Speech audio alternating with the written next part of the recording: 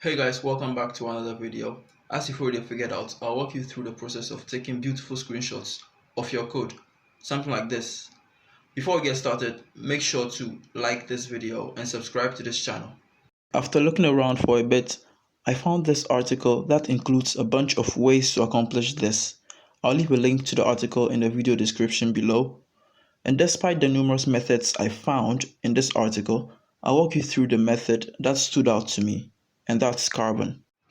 If you're wondering what Carbon is an online application that allows you to copy and paste a piece of code into a window-like placeholder that can be shared or saved as an image.